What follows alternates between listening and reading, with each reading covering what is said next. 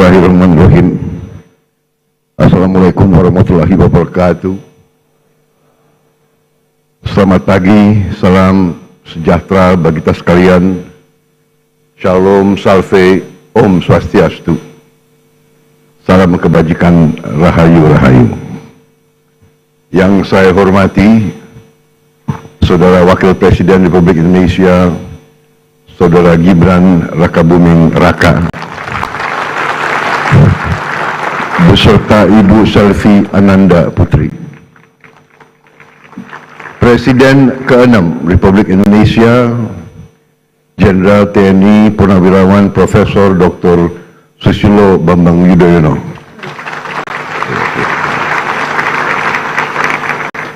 Presiden Republik Indonesia ke-7, Bapak Insinyur Joko Widodo. Wakil Presiden Republik Indonesia ke-6, Jenderal TNI Purnawirawan Tri Sutrisno. Wakil Presiden ke-10 dan ke-12 Republik Indonesia, Bapak Muhammad Yusuf Kalla.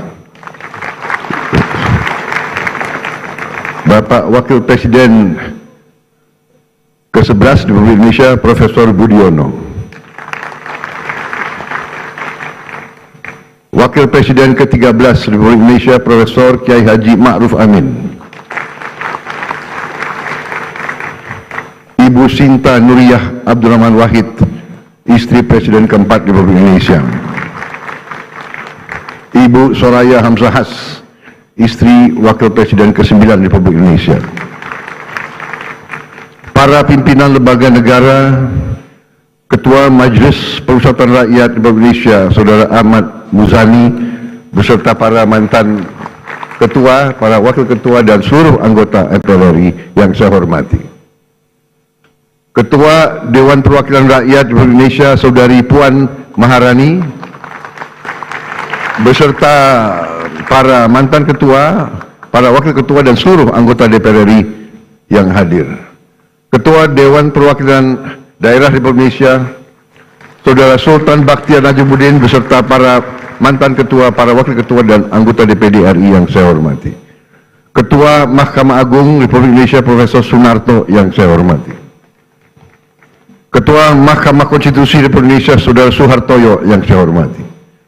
Ketua Komisi Yudisial Republik Indonesia, Profesor Amzulian Rifai, yang saya hormati. Ketua Badan Pemeriksa Keuangan Republik Indonesia, Saudari Isma Yatun. Para Menteri Koordinator, para Menteri, Kepala Badan, Pimpinan Lembaga, Jaksa Agung, Panglima TNI, Kapolri, Kepala BIN, serta seluruh anggota Kabinet Merah Putih yang saya hormati. Yang terhormat para pimpinan partai politik yang hadir. Partai PDI Perjuangan yang mewakili ketua umumnya,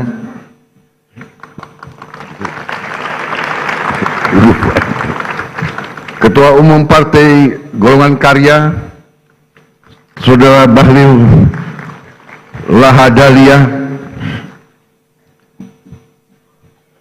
Ketua Umum Partai Gerindra, saya sendiri,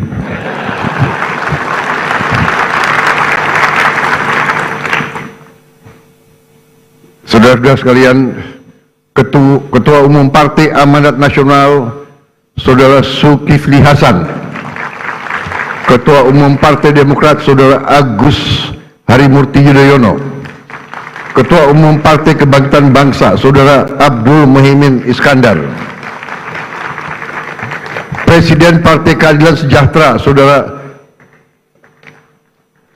Muzamil Yusuf,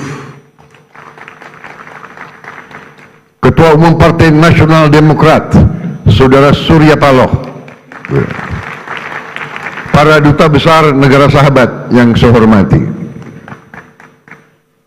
para ketua Parlemen negara sahabat, Speaker of the House of Representatives from Malaysia, His Excellency Tan Sri Dato Dr. Johari bin Abdul dari Parlemen Malaysia, Speaker of Legislative Council of Brunei, His Excellency Dato Seri Setia Awang Haji Abdul Darussalam Rahman. Speaker of the Parliament of Singapore, His Excellency Mr. Sia Kian Peng. Speaker of the National Parliament of Timor-Leste, Her Excellency Miss Maria Fernanda Lai.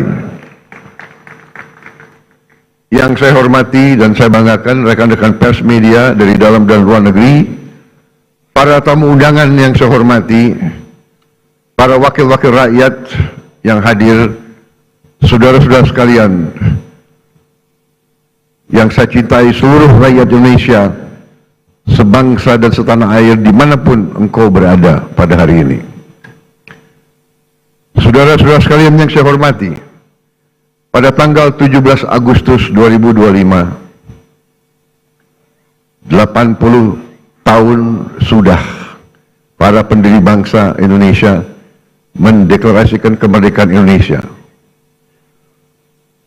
Proklamasi tanggal 17 Agustus 1945 adalah momen penting dalam perjuangan panjang bangsa ini untuk berdiri di atas kaki kita sendiri. Setelah deklarasi kemerdekaan 17 Agustus 1945, bangsa kita berperang selama 5 tahun. Kita berperang merebut kemerdekaan dengan senjata dan dengan diplomasi, dengan semua kekuatan kita, hingga kedaulatan kita benar-benar dapat kita rebut dan diakui pada tahun 1949. Sejak itu, para pendahulu saya, Presiden Republik Indonesia pertama hingga Presiden Republik Indonesia yang ketujuh, bekerja keras membangun bangsa Indonesia, bekerja keras untuk mewujudkan bangsa yang adil dan makmur. Presiden Soekarno telah memimpin perjuangan pembentukan Negara Kesatuan Republik Indonesia dan berhasil mempertahankan keutuhan wilayah Republik Indonesia di tengah berbagai intervensi dan invasi dari negara-negara asing. Presiden Soekarno juga berhasil mengintegrasikan Irian Barat ke dalam NKRI. Presiden Soeharto melaksanakan pembangunan ekonomi yang merata dari Sabang sampai Merauke, berhasil mewujudkan swasembada pangan dan meletakkan dasar-dasar industrialisasi ekonomi dan menurunkan kemiskinan ekstrim. Presiden Habibie mengenalkan kita ke arah teknologi tinggi, mampu menjaga stabilitas ekonomi di tengah krisis multidimensi tahun 1998. Presiden Abdurrahman Wahid menjaga stabilitas bangsa, berhasil memperkokoh kerukunan antara suku, agama, dan ras, sehingga jati diri bangsa Indonesia sebagai bangsa majemuk dalam keharmonisan terbentuk secara kuat dan kokoh. Presiden Megawati menyelesaikan proses pemulihan ekonomi akibat krisis ekonomi dan moneter yang berkepanjangan, menyelesaikan ribuan kasus perusahaan-perusahaan yang kolaps akibat krisis moneter 1998, dan melaksanakan pemilihan umum secara langsung untuk pertama kalinya, serta memperkuat lembaga-lembaga negara.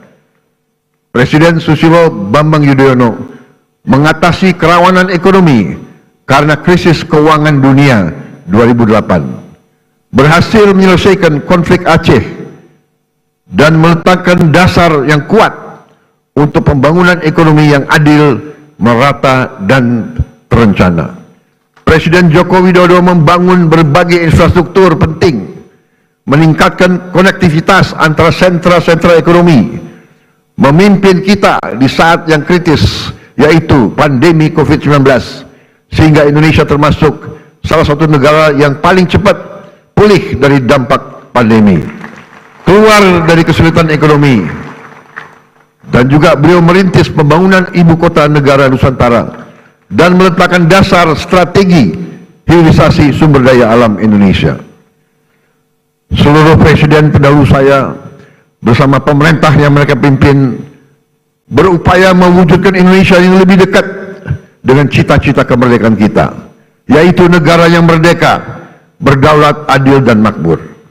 negara yang sesuai dengan cita-cita pembentukan negara kita, yang tercantum dalam pembukaan Undang-Undang Dasar 1945, yaitu negara yang melindungi segenap bangsa Indonesia dan seluruh tumpah darah Indonesia, memajukan kesejahteraan umum, mencerdaskan kehidupan bangsa, dan melaksanakan ketertiban dunia yang berdasarkan kemerdekaan, perdamaian abadi, dan keadilan sosial. Saudara-saudara sekalian yang saya hormati, tujuan kita merdeka adalah untuk merdeka dari kemiskinan, untuk merdeka dari kelaparan, merdeka dari penderitaan. Negara kita harus bisa berdiri di atas kaki kita sendiri. Negara kita harus berdaulat secara ekonomi dan mampu memenuhi kebutuhan pangan kita sendiri. Negara kita diberi karunia oleh Allah SWT sumber daya yang melimpah ruah. Tantangan kita adalah menjaga dan mengelola kekayaan kita agar cita-cita kemerdekaan kita dapat terwujud dalam waktu sesingkat-singkatnya. Hadirin sekalian, hari ini 299 hari yang lalu saya berdiri di sini dan diambil sumpah oleh MPR di hadapan wakil-wakil rakyat Indonesia, di hadapan rakyat Indonesia, dan terutama di hadapan Tuhan Yang Maha Kuasa, bersama wakil presiden saya, Saudara Gibran Rakabuming Raka. Dan di hari yang hikmat ini, saya kembali berdiri di depan saudara-saudara, di depan wakil-wakil rakyat, untuk menyampaikan laporan kerja pemerintahan yang saya pimpin dan lembaga-lembaga negara. Pertama, saya ingin menyampaikan bahwa transisi kepemimpinan nasional dari Presiden Joko Widodo ke pemerintahan yang saya pimpin berjalan dalam semangat persatuan, penuh kehormatan dan kedewasaan politik. Peralihan kepemimpinan yang diakui dunia sebagai peralihan yang lancar dan sangat baik adalah bukti demokrasi kita matang dan kuat. Tidak semua negara mampu melaksanakan transisi kepemimpinan dengan baik dan lancar seperti kita.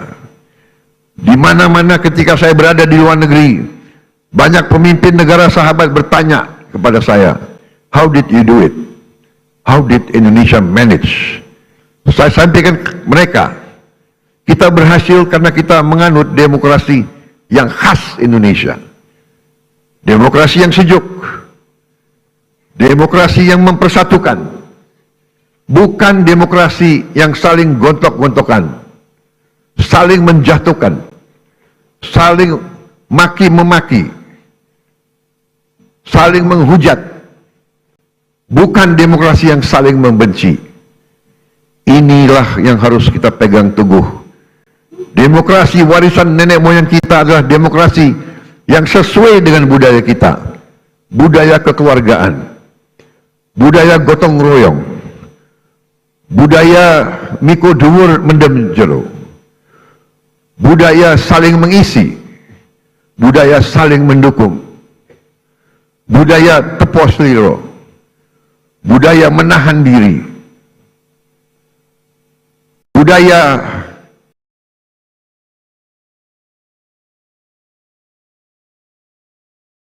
yang iso rumongso, bukan rumongso iso. Kita paham dan mengerti bahwa dalam suatu negara modern perlu ada pengawasan, perlu ada transparansi dalam menjalankan kekuasaan. Kita paham sejarah umat manusia. Jika ada kekuasaan yang tidak diawasi, maka kekuasaan akan menjadi korup. Kekuasaan yang absolut akan menjadi korup secara absolut. Kita paham bahwa korupsi adalah masalah besar di bangsa kita. Perilaku korupsi ada di setiap eselon birokrasi kita, ada di setiap institusi dan organisasi pemerintahan. Perilaku korup ada di BUMN kita, ada di BUMD kita. Ini bukan fakta yang harus kita tutup-tutupi. Setelah 299 hari saya memimpin pemerintahan eksekutif, saya semakin mengetahui berapa besar tantangan kita, berapa besar penyelewengan yang ada di lingkungan pemerintahan kita. Hal ini tidak baik, tapi harus saya laporkan kepada para wakil-wakil rakyat Indonesia.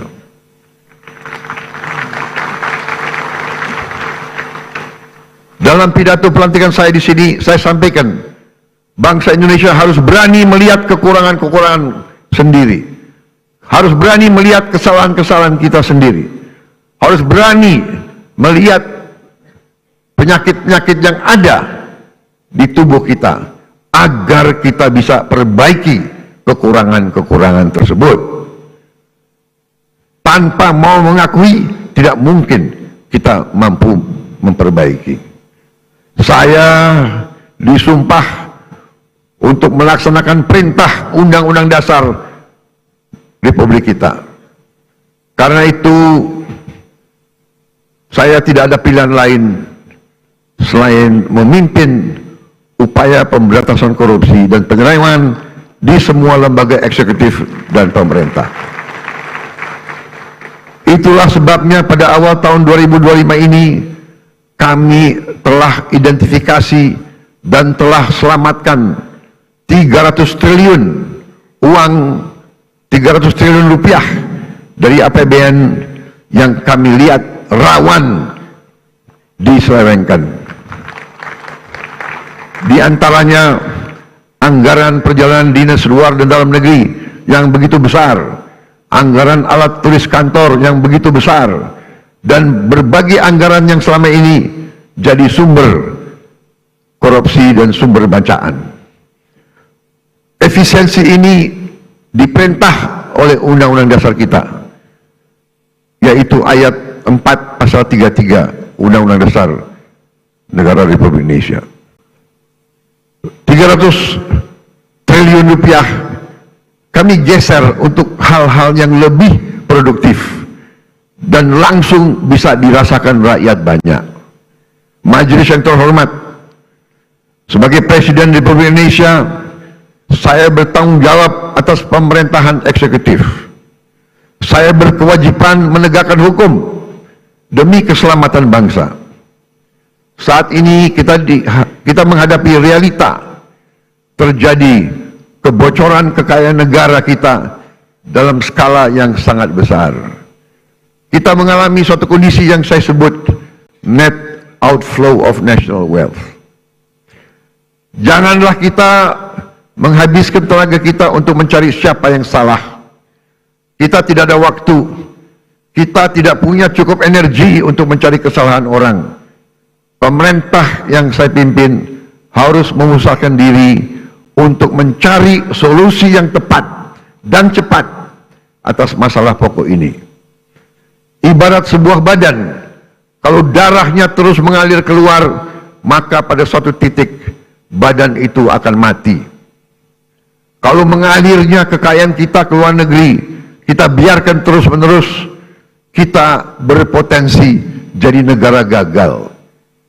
Karena itu saya berkewajiban untuk mengambil langkah-langkah yang perlu, walaupun itu sulit dan juga tidak populer bagi pihak-pihak tertentu. Saya harus mengambil langkah-langkah untuk menyelamatkan kekayaan negara agar bisa digunakan untuk kepentingan bangsa kita di hari ini dan di hari esok, untuk kepentingan generasi sekarang dan generasi mendatang. Terus terang saya katakan di sini di hadapan saudara-saudara sekalian, kalau kita konsekuen menjalankan apa yang telah dibuat oleh para pendiri bangsa kita, oleh Bung Karno, Bung Hatta, Bung Syahrir, Haji Agus Salim, tokoh-tokoh generasi 45, yaitu rancang bangun, blueprint negara, bagaimana negara harus dijalankan, yang semua sudah tertuang dalam Undang-Undang Dasar 1945, saya yakin bangsa kita akan selamat. Undang-Undang Dasar 1945 harus kita pelajari. Undang-Undang Dasar 1945 janganlah menjadi mantra, janganlah menjadi slogan, hanya di bibir kita teriak-teriak terus. Undang-Undang Dasar 1945 adalah rancang bangun yang relevan, rancang bangun yang ampuh, rancang bangun yang nyata, dan rancang bangun yang operasional untuk kita gunakan. Saya melihat ada kecenderungan dari sebagian kaum elit Indonesia, sebagian orang-orang yang memandang dirinya paling pinter di republik ini. Mereka memandang bahwa pemikiran Bung Karno, pemikiran Bung Hatta, pemikiran generasi 45 tidak relevan lagi di zaman sekarang. Sudah kuno, sudah lawas untuk menghadapi tantangan abad ke-21. Menurut hemat saya, pemikiran tersebut adalah keliru. Generasi 45, generasinya Bung Karno, Bung Hatta, Syahrir, semua tokoh-tokoh itu adalah generasi yang mengalami penjajahan. Mereka mengalami imperialisme. Mereka sadar dan mereka merasakan, melihat bahwa kekayaan Indonesia diangkut ratusan tahun keluar dari Nusantara ini. Karena itu mereka menyusun rancang bangun. Mereka buat dokumen yang tidak terlalu panjang, tapi sangat eksplisit, menjelaskan bagaimana kita harus laksanakan ekonomi kita dan demokrasi kita.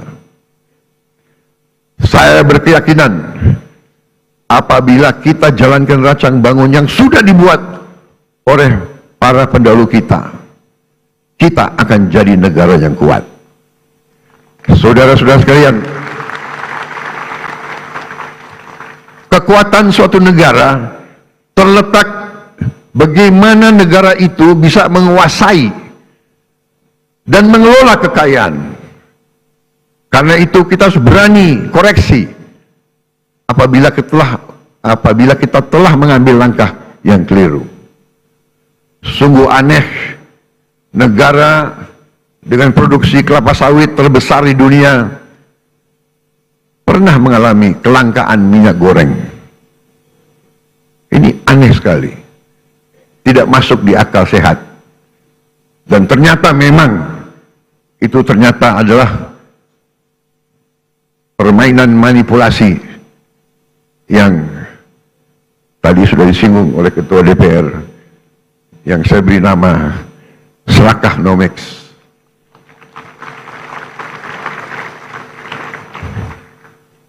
Negara produsen kelapa sawit terbesar di dunia, berminggu-minggu, hampir berapa bulan, kelapa sawit langka. Saudara, juga sungguh aneh, kita subsidi pupuk, subsidi alat pertanian, subsidi pestisida, subsidi irigasi, waduk, kita subsidi beras, tapi harga pangan kadang-kadang tidak terjangkau oleh sebagian rakyat kita. Keanehan-keanehan ini bisa terjadi karena ada distorsi dalam sistem ekonomi kita. Adalah penyimpangan bahwa sistem ekonomi yang diamanatkan oleh Undang-Undang Dasar 1945, terutama di pasal 33 ayat 1, 2, dan 3, telah kita abaikan. Seolah-olah ayat-ayat dalam pasal itu tidak relevan dalam kehidupan kita yang modern di abad ke-21 ini. Saudara-saudara sekalian, setelah saya pelajari secara mendalam, saya berkeyakinan Undang-Undang Dasar kita, terutama pasal-pasal yang saya sebut pasal-pasal pengaman, seperti pasal 33 ayat 1, 2, 3, dan 4, adalah benteng pertahanan ekonomi kita. Ayat 1, perekonomian disusun sebagai usaha bersama berdasar atas azas kekeluargaan.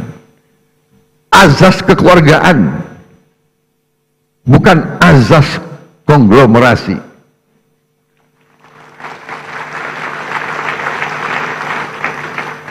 Cabang-cabang produksi yang penting bagi negara dan yang menguasai hajat hidup orang banyak dikuasai oleh negara. Saudara-saudara sekalian, saya ingin bertanya, apakah beras itu penting bagi negara atau tidak? Menguasai atau tidak hajat hidup orang banyak? Apakah penggilingan padi itu penting bagi negara? Apakah penggilingan padi itu hajat hidup orang banyak? Tapi ada sementara, tidak semua, saya harus fair, ada sementara pengusaha-pengusaha yang justru memanfaatkan kekuatan mereka, kekuatan modal mereka untuk dominasi dan manipulasi kehidupan rakyat, dan ini tidak bisa kita terima. Ayat 3, bumi dan air dan kekayaan alam yang terkandung di dalamnya dikuasai oleh negara dan dipergunakan untuk sebesar-besar kemakmuran rakyat. Saudara-saudara, ayat 4, perekonomian nasional diselenggarakan berdasar atas demokrasi ekonomi dengan prinsip kebersamaan, efisiensi, berkeadilan. Jadi efisiensi ini perintah Undang-Undang Dasar. Tapi ada yang demo lawan efisiensi. Berwawasan lingkungan, kemandirian, serta dengan menjaga keseimbangan kemajuan dan kesatuan ekonomi nasional. Saudara-saudara, ketika kita tidak konsekuen menjalankan Undang-Undang Dasar kita, terjadilah distorsi ekonomi, terjadilah pemerataan ekonomi yang tidak cepat, di mana yang menikmati pertumbuhan ekonomi kita hanya segelintir orang saja. Terjadilah kondisi di mana pertumbuhan ekonomi rata-rata 5% selama 7 tahun terakhir tidak tercermin dalam kondisi nyata rakyat Indonesia. Masih terlalu banyak anak-anak yang kelaparan, petani dan nelayan yang kesulitan menjual hasil panennya, rakyat yang belum memiliki rumah layak huni, guru yang belum dihargai, serta keluarga yang tak sanggup berobat karena biaya atau karena tidak ada fasilitas kesehatan di daerahnya. Namun, ketika kita konsekuen menjalankan Undang-Undang Dasar kita dalam 299 hari ini, alhamdulillah saya dapat melaporkan bahwa kita telah mencapai berbagai kemajuan yang cukup berarti. Di tengah konflik politik, konflik ekonomi secara global, perang dagang, perang tarif, ekonomi Indonesia masih berhasil tumbuh di atas 5%. Tumbuh dalam 5,12%. Dan para pakar yakin bahwa ini akan semakin meningkat di saat-saatnya akan mendatang. Di tengah dunia yang penuh gonjang-ganjing, realisasi investasi kita semester pertama 2025 telah mencapai 942 triliun, naik 13,6% dari tahun lalu. Telah mencapai target APBN 2025 sebelum tahun 2025 berhasil, dan berhasil menyerap tenaga kerja Indonesia 1.200.000 orang. Saudara-saudara sekalian, kita telah melaksanakan intervensi strategis untuk memperbaiki gizi 82 juta anak-anak Indonesia dan ibu-ibu hamil. Saudara-saudara sekalian, sekarang kita telah mencapai kemajuan yang membanggakan.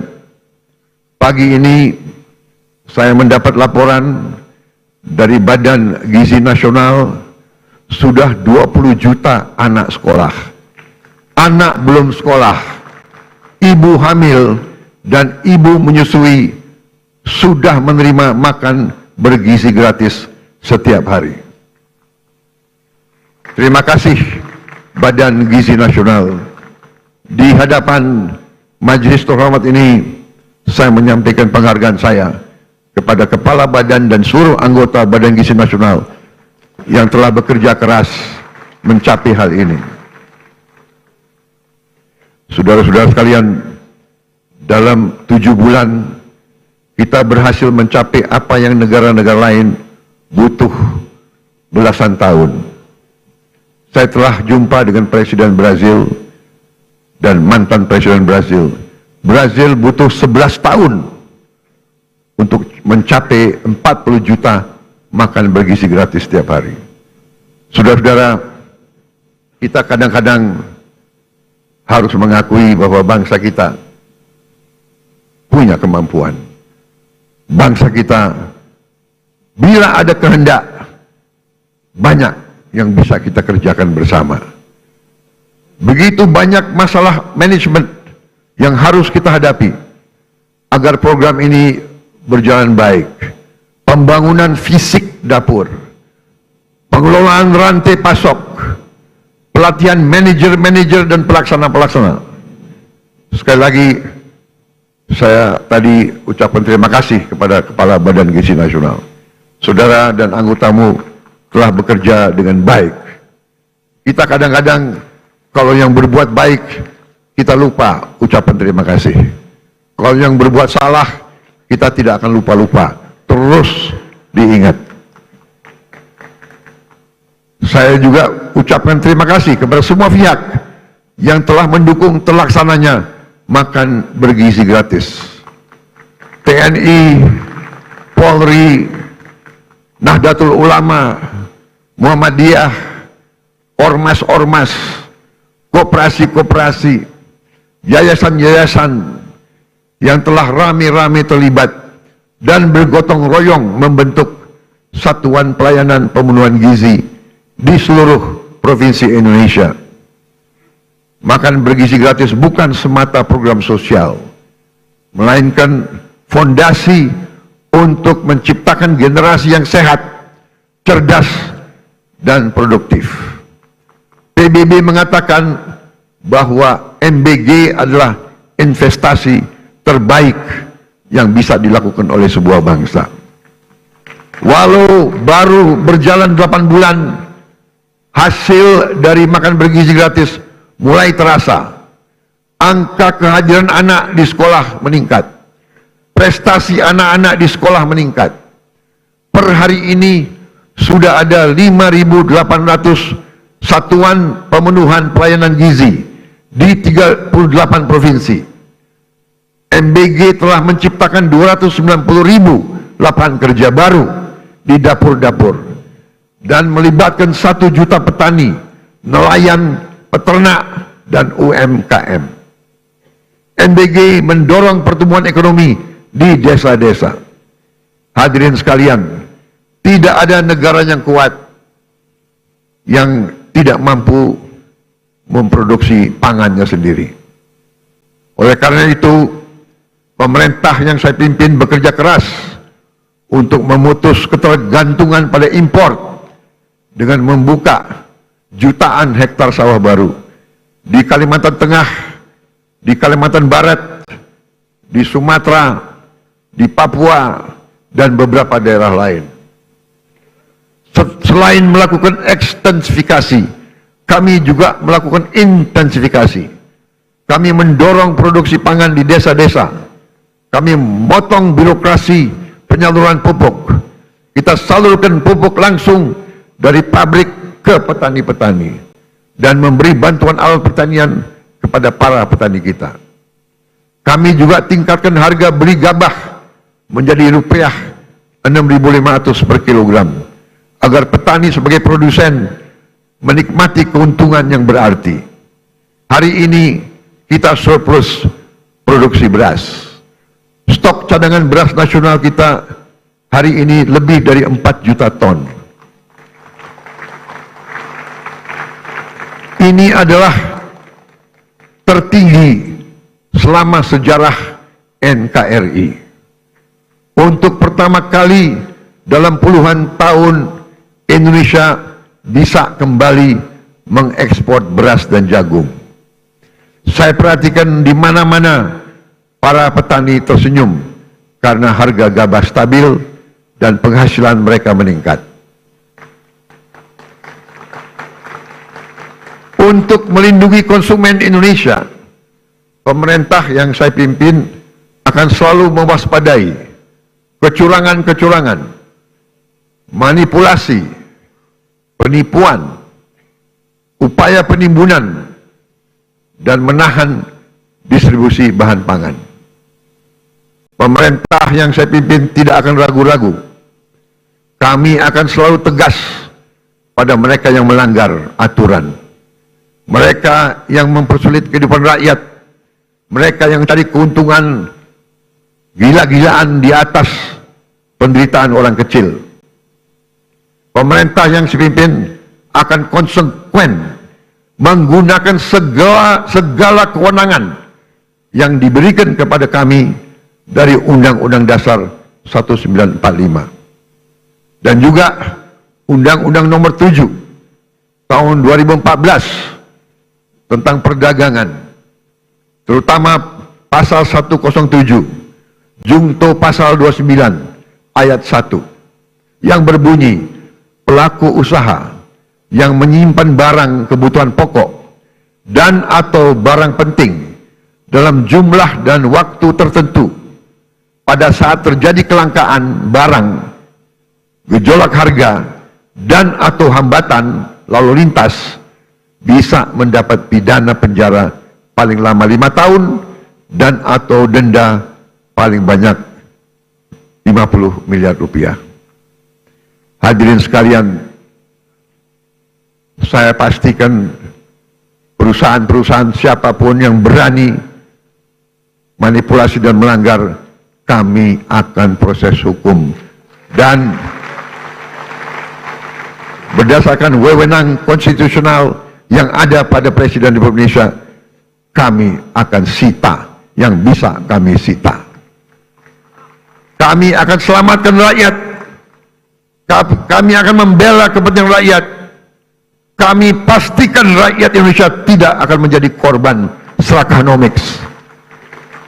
Korban mereka-mereka yang mengejar keuntungan sebesar-besarnya, menipu dan mengorbankan rakyat Indonesia, dan membawa keuntungan itu, kekayaan itu keluar dari Republik Indonesia. Ini harus kita hentikan.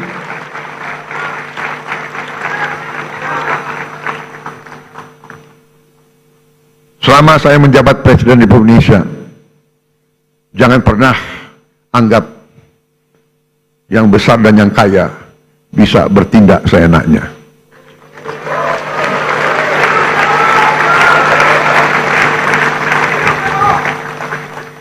Kami tidak gentar dengan kebesaranmu. Kami tidak gentar dengan kekayaanmu. Karena kekayaanmu berasal dari rakyat Indonesia. Pemerintah yang saya pimpin tidak akan ragu-ragu membela kepentingan rakyat Indonesia.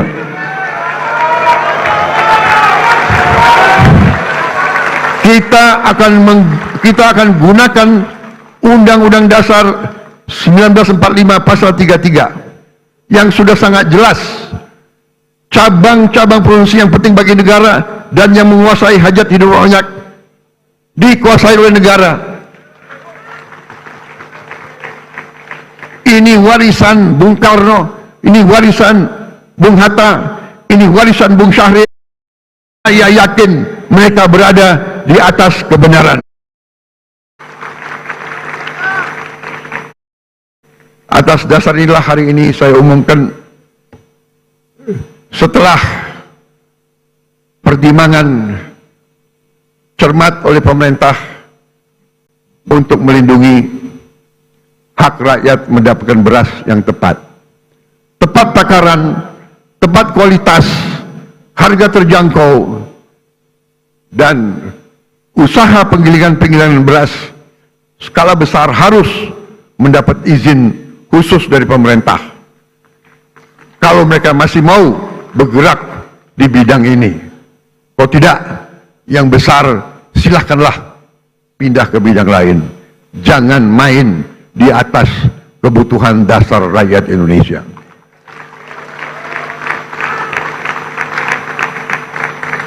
Saudara-saudara sekalian yang saya hormati, dalam 10 bulan terakhir, saya bersama Kabinet Merah Putih berupaya memerangi kemiskinan dengan pendekatan holistik, pendekatan menyeluruh.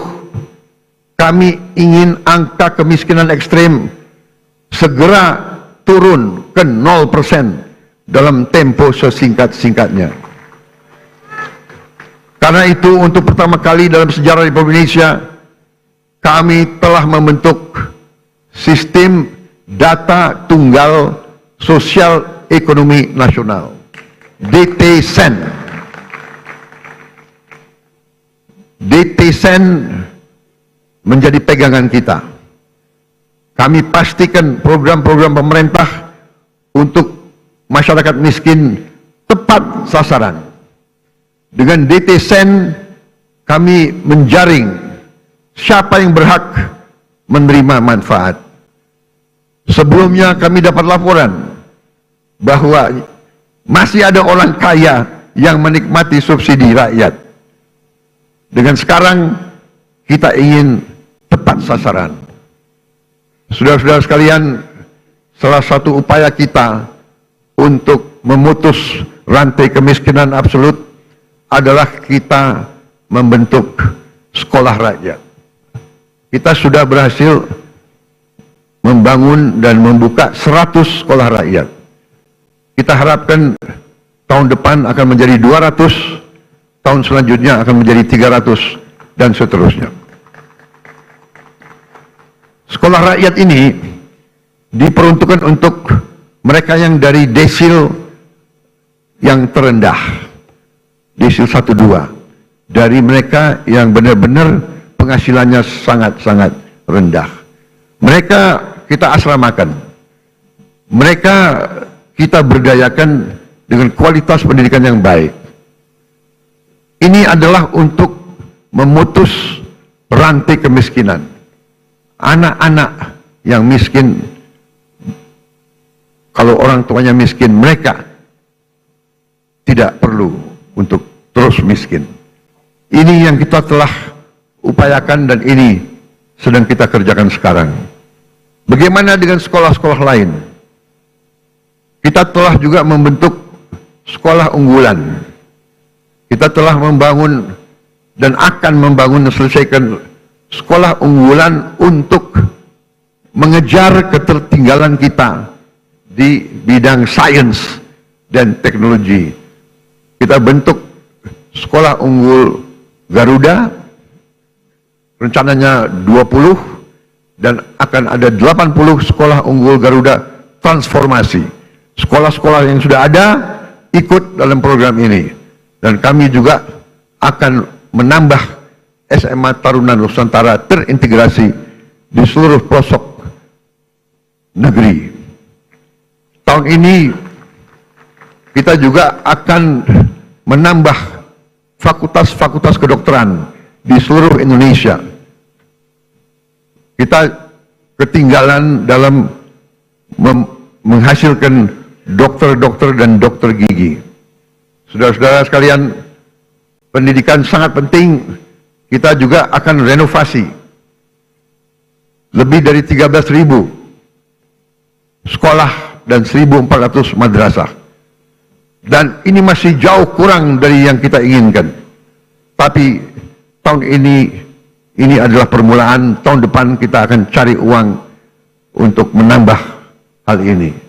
Juga untuk mengejar ketertinggalan kita, tahun ini kita akan sebarkan 288.000 layar pinter, smart platform, smart TV yang akan kami distribusi ke sekolah-sekolah hingga ke pelosok-pelosok, agar anak-anak di desa tertinggal yang tidak ada guru yang bagus bisa dapat mengikuti pelajaran dari guru-guru terbaik yang mengajar secara virtual. Untuk mencetak pemimpin-pemimpin nasional di masa depan, kami juga telah mencanangkan tadi yang saya sebut 20 sekolah unggul Garuda dan 80 sekolah unggul Garuda Transformasi. Saudara-saudara sekalian, kita juga membangun SMA Taruna Nusantara terintegrasi di seluruh pelosok negeri. Untuk mengatasi kekurangan dokter dan dokter spesialis, tahun ini akan dibuka 148 prodi di 57 fakultas kedokteran di seluruh Indonesia. Terdiri dari 125 prodi spesialis dan 23 prodi subspesialis. Kita juga akan tambahkan 25 prodi umum dan prodi gigi, serta meningkatkan kuota mahasiswa kedokteran yang mendapat beasiswa. Saudara-saudara sekalian, untuk mengatasi perputaran uang yang terkonsentrasi di ibu kota dan kota-kota besar, kami dirikan 80.000 koperasi desa dan koperasi kelurahan merah putih. Koperasi di setiap desa akan meningkatkan ekonomi desa dan menciptakan jutaan lapangan kerja. Koperasi desa kelurahan juga akan meringankan beban hidup masyarakat kita dengan menjual beras murah, minyak goreng murah, LPG bersubsidi, pupuk bersubsidi sesuai dengan harga jual. Kita juga akan membuat rakyat bisa punya akses kepada protein, kepada ikan dan daging dalam harga yang terjangkau. Untuk mempercepat investasi di hilirisasi sumber daya alam dan berbagai bidang strategis, untuk membuka lapangan kerja berkualitas, kami bersama DPR RI telah membentuk apa yang kita sebut Badan Pengelola Investasi Danantara Indonesia. Danantara adalah lembaga pengelola investasi dengan aset dalam pengelolaan lebih dari 1 triliun US dollar. Danantara akan ciptakan jutaan lapangan kerja berkualitas, terutama di bidang hilirisasi.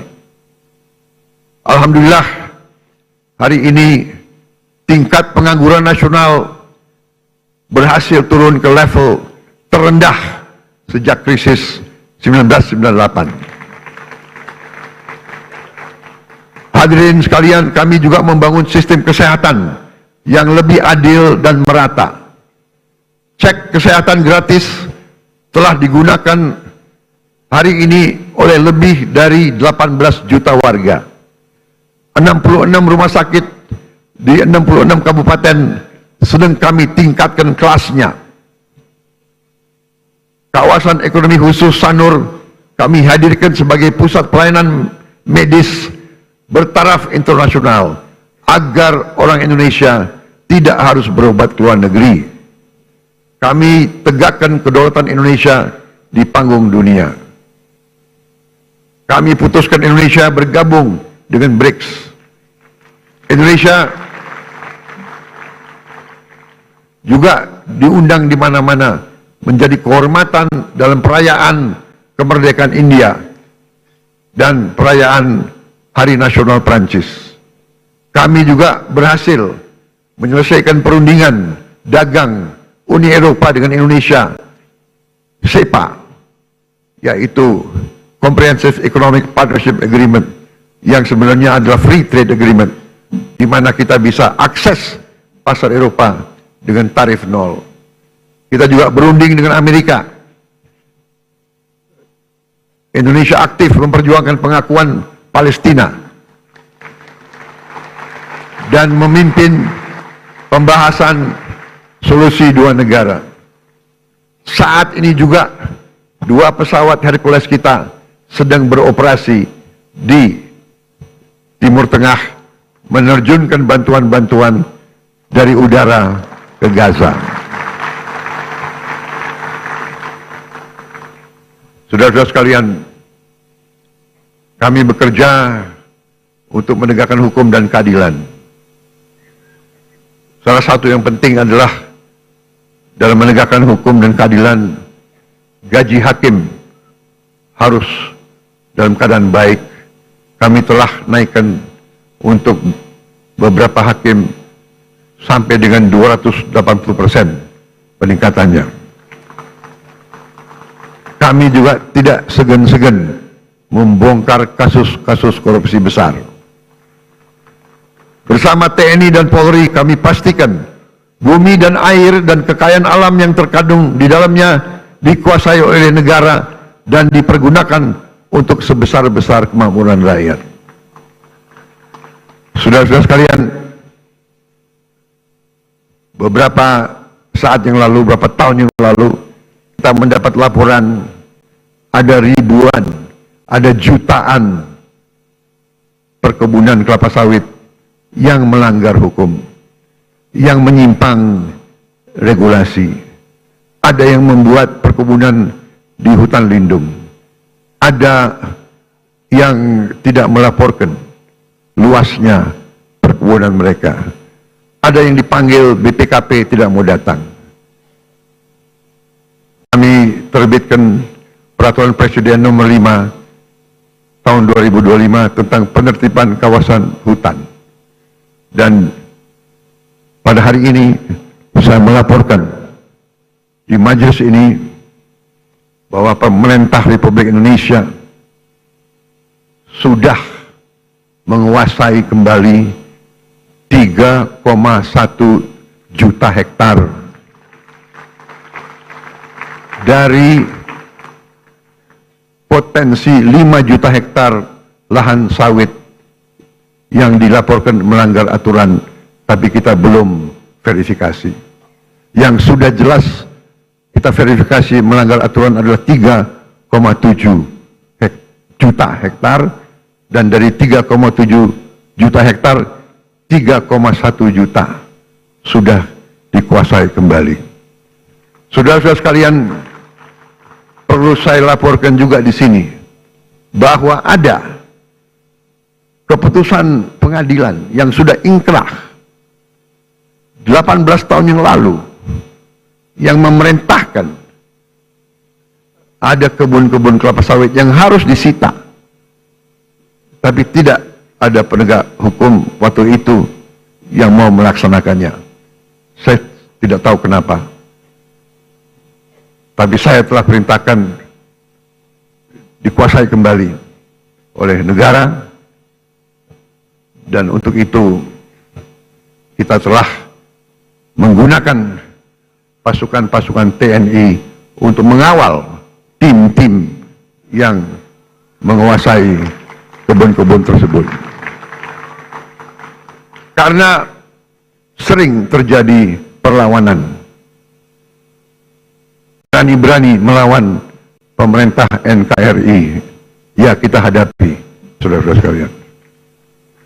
Setelah ini kita akan tertibkan juga tambang-tambang yang melanggar aturan.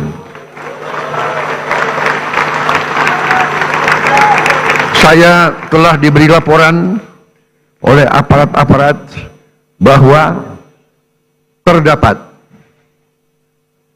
1063 tambang ilegal,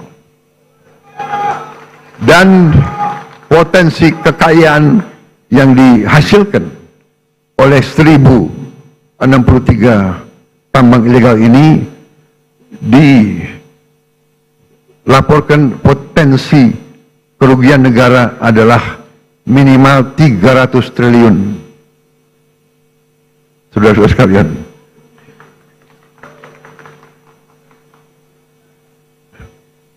saya minta dukungan seluruh MPR. Saya minta dukungan seluruh partai politik untuk mendukung ini demi rakyat kita, saudara-saudara sekalian.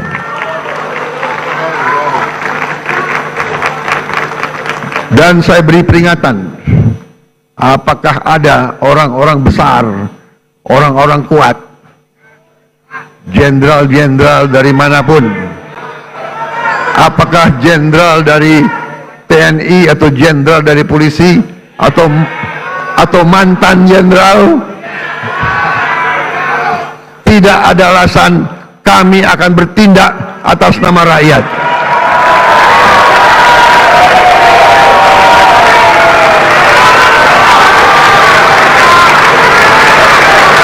Dan sebagai sesama pimpinan partai, saya ingatkan anggota-anggota semua partai, termasuk partai saya Gerindra, cepat-cepat kalau ada terlibat, Anda jadi justice collaborator. Anda laporan aja, karena walaupun kau Gerindra, tidak akan saya lindungi, saudara-saudara.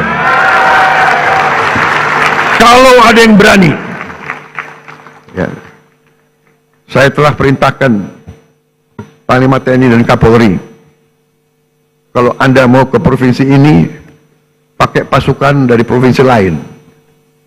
Jangan-jangan ada anak buahmu di kebun-kebun itu. Saudara-saudara wakil rakyat, saudara tahu keadaan yang sebenarnya. Benar?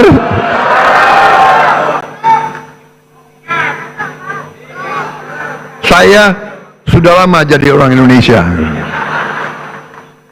Segala ulah, apalagi saya ini senior mantan tentara. Jadi junior-junior itu jangan macam-macam ya. Aku tahu. Kalau rakyat yang nambang, ya sudah, kita bikin koperasi, kita legalkan, kita atur, kita legalkan, ya. Tapi jangan alasan rakyat tahu-tahu nyelundup ratusan triliun, nyelundup. Saudara-saudara sekalian, harus hitung waktu ini. Dengan kondisi geopolitik yang semakin tidak menentu, Indonesia harus punya pertahanan yang kuat untuk menjaga kekayaan kita. Untuk itu tahun ini kita bentuk 6 komando daerah militer baru, 14 komando daerah angkatan laut, 3 komando daerah angkatan udara, 1 komando operasi udara, 6 grup komando pasukan khusus, 20 brigade teritorial pembangunan, 1 brigade infanteri marinir, 1 resimen korps pasukan gerak cepat, 100 batalion teritorial pembangunan, 5 batalion infanteri marinir dan 5 batalion komando korps pasukan gerak cepat. Langkah ini sejalan dengan doktrin pertahanan kita, pertahanan dan keamanan rakyat semesta, SIS Hankam Rata, di mana seluruh warga negara dan sumber daya nasional didaya gunakan secara total untuk kepentingan pertahanan dan keamanan kita. Saudara-saudara sekalian, kita faham bahwa perang itu destruktif. Kita tidak mau perang, kita harus hindari perang. Karena itu, politik luar negeri yang saya jalankan dan saya umumkan adalah politik 1000 kawan terlalu sedikit, 1 lawan terlalu banyak. Kami tetap pada garis non-blok, garis non-aligned. Kami tidak akan berpihak kepada blok manapun. Ini yang kami sampaikan di mana-mana. Bebas aktif. Kita ingin damai dengan semua orang. Kami terutama dengan tetangga-tetangga kita. Kita ingin selesaikan semua masalah. Ada masalah, kadang-kadang masalah garis perbatasan. Masalah ini adalah warisan dari kolonialis, warisan dari penjajah. Belanda datang dengan Inggris, Dia bikin garis seenak jidatnya, dia bikin garis itu. Yang repot kita sekarang, ya kan? Kita mau ditabrakan sama Malaysia, kita sahabat sama Malaysia, kita satu rumpun. Tapi selalu politik divida et impera itu selalu ada. Janganlah kita naif, janganlah kita terus-menerus mau diadu domba. Saudara sekalian, setiap elemen negara Indonesia,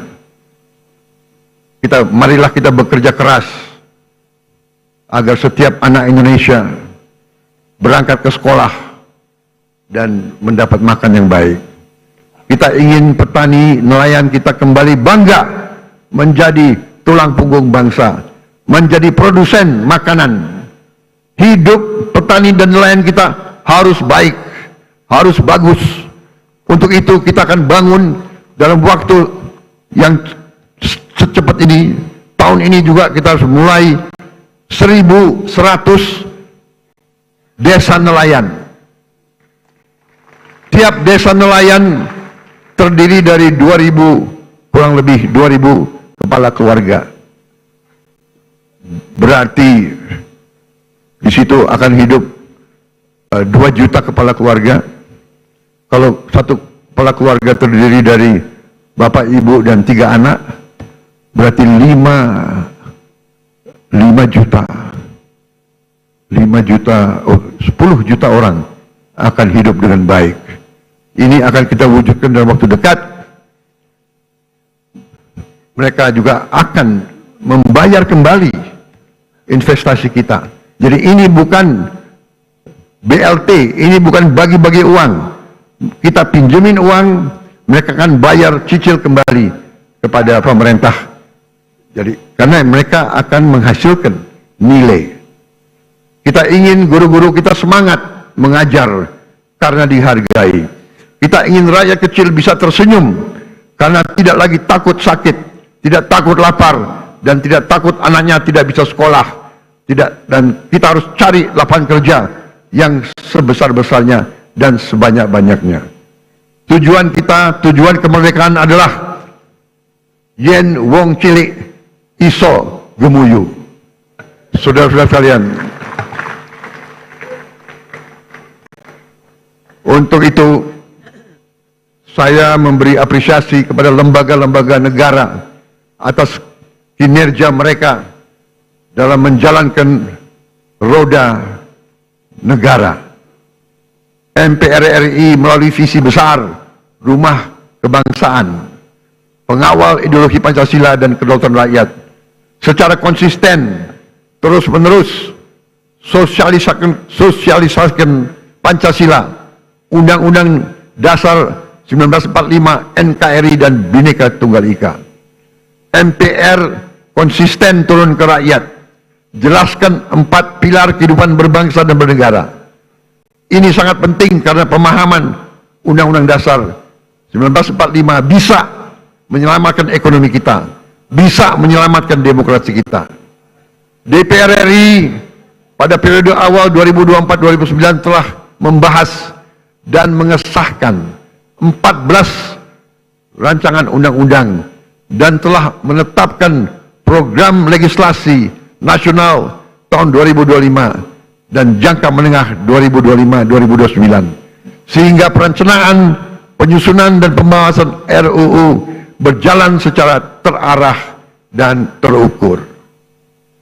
Pada pelaksanaan fungsi penganggaran, DPR RI telah membantu pemerintah mewujudkan efisiensi berkeadilan di APBN kita yang merupakan mandat dari Undang-Undang Dasar 1945, serta membantu menyusun RAPBN 2026 yang akan saya sampaikan sore hari ini.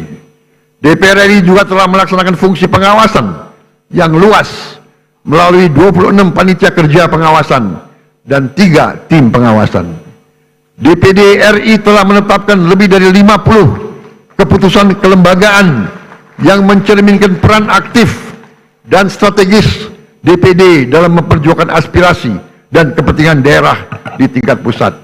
Lebih lanjut, DPD RI telah mendukung pembangunan berkelanjutan, aktif menjalankan fungsi pengawasan, pemberian pertimbangan anggaran, serta proaktif memantau dan mengevaluasi Raperda dan Perda untuk memastikan kesesuaian regulasi daerah dengan kebijakan nasional. BPK RI telah membuktikan integritasnya dan independensinya dalam pemeriksaan pengelolaan dan tanggung jawab keuangan negara. Capaian BPK di tahun 2024 antara lain mendorong peningkatan akuntabilitas tata kelola keuangan negara serta kualitas pertanggungjawaban pelaksanaan anggaran, sehingga kementerian dan lembaga yang telah mencapai status wajar tanpa pengecualian mencapai 97,7% untuk tahun anggaran 2024. Mengawal program prioritas nasional, meningkatkan efektivitas belanja APBN, serta penyelamatan puluhan triliun rupiah uang dan aset negara. Mahkamah Konstitusi di sepanjang tahun 2024 hingga pertengahan 2025 telah menangani ratusan perkara pengujian undang-undang, perselisihan hasil pemilihan umum, dan perselisihan hasil pemilihan kepala daerah dengan proses persidangan yang efektif, tepat waktu, dan menghasilkan berbagai putusan penting yang menjadi tonggak penguatan demokrasi dan perlindungan hak konstitusional warga negara. Mahkamah Agung secara serius dan berkelanjutan melakukan reformasi peradilan, modernisasi manajemen perkara, penyelesaian sengketa perdata secara cepat dan berorientasi pada perdamaian, serta penanganan perkara pidana dengan pendekatan restoratif justice. Dengan sistem peradilan elektronik atau e-court di Mahkamah Agung, jumlah perkara yang didaftarkan di pengadilan tingkat pertama meningkat 30,84% dari tahun sebelumnya. Penyelesaian sengketa perdata dengan nilai gugatan di bawah 500 juta rupiah meningkat 68%. Dan tingkat keberhasilan penyelesaian sengketa melalui mediasi meningkat 28%. Capaian ini adalah bukti nyata kerja keras Mahkamah Agung untuk mewujudkan peradilan yang modern, cepat, berbiaya ringan, dan berkeadilan bagi seluruh rakyat Indonesia.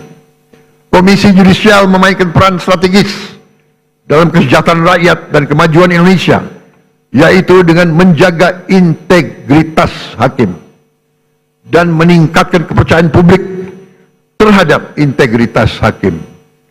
Sepanjang tahun 2024 sampai dengan periode Juli 2025, Komisi Yudisial telah melaksanakan seleksi calon hakim agung dan hakim ad hoc yang menghasilkan sebanyak 9 orang calon hakim agung, 3 orang calon hakim ad hoc di Mahkamah Agung.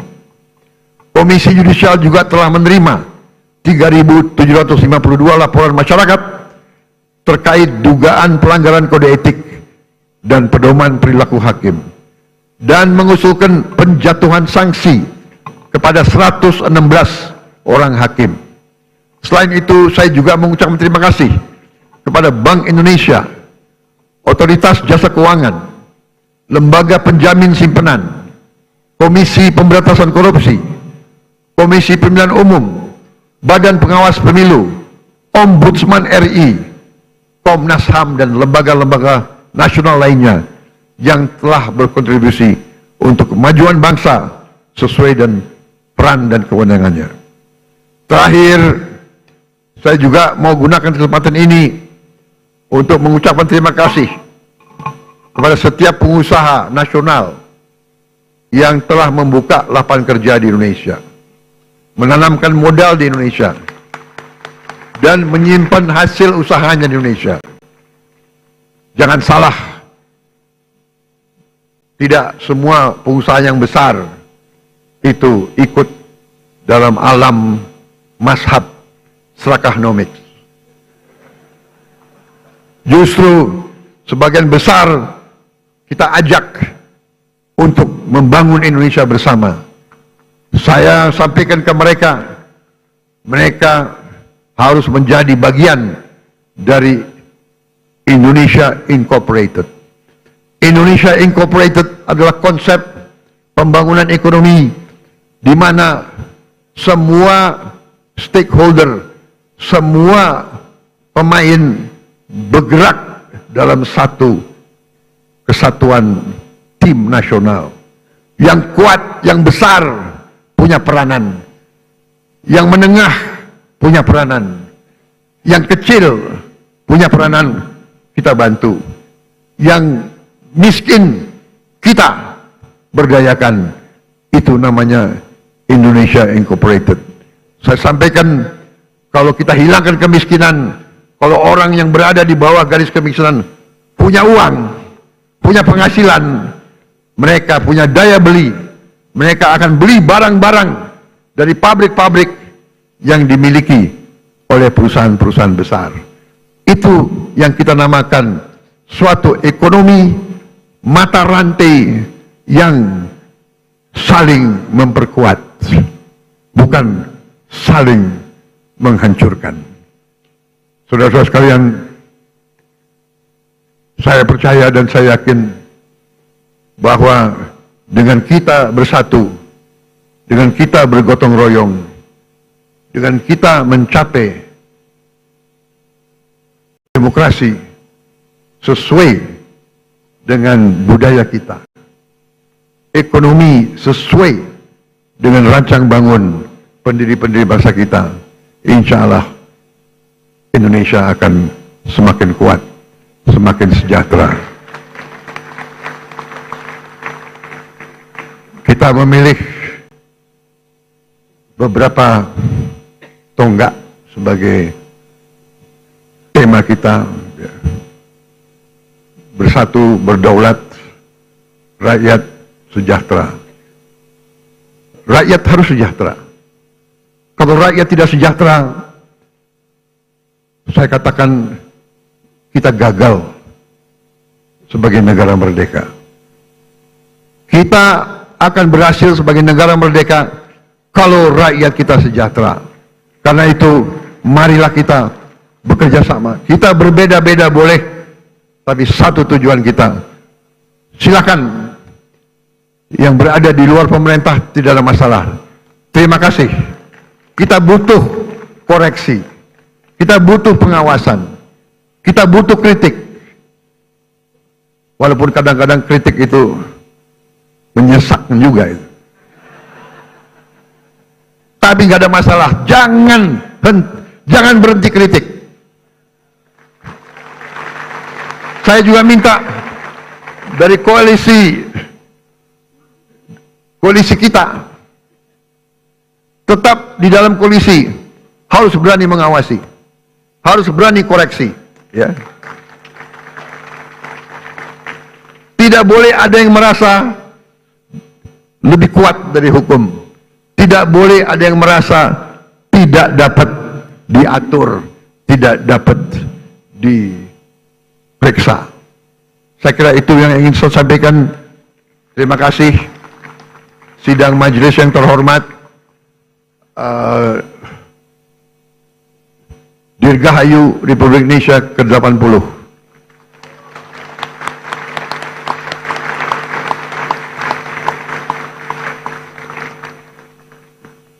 Mungkin inilah tandanya bahwa demokrasi kita kuat, karena saya adalah Presiden ke-8 Republik Indonesia yang akan memimpin perayaan Hari Kemerdekaan yang ke-8 dasawarsa.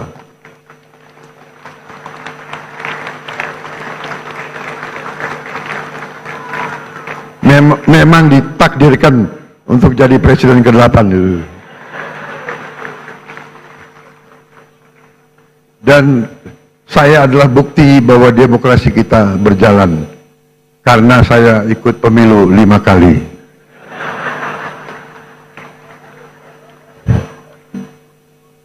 Alhamdulillah 4 kali kalah.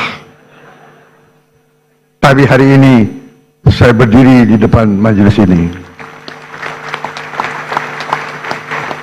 Terima kasih. Terima kasih, saudara-saudara sekalian. Wassalamualaikum warahmatullahi wabarakatuh.